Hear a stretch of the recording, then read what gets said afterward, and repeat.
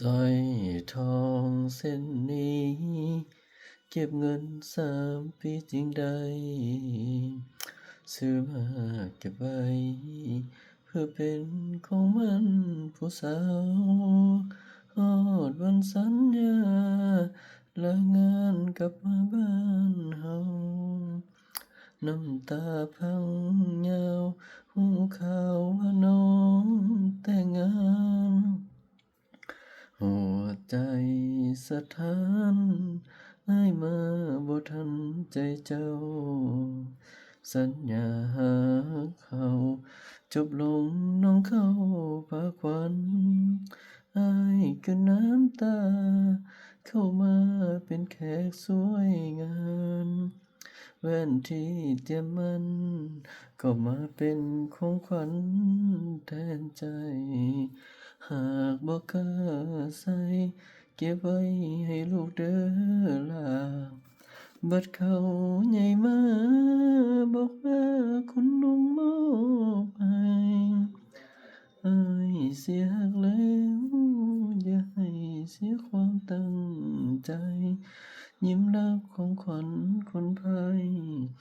ก่อนลาใจไปสู่ชีวิตสร้อยทองเส้นนี้บ่มีสิเป็นของมันมอบเป็นของขวัญสวยงามแล้วอ้ายสิหนี้กระเป๋า1 ใบก็ไปสู่งานอีกที จากบ้านวันนี้อ้ายบ่มีน้องเดินเคียงข้าง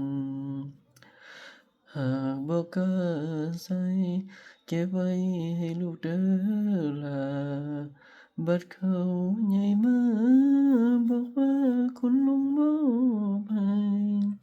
อ้ายเสียหักแล้วอย่าให้เสียความตั้ง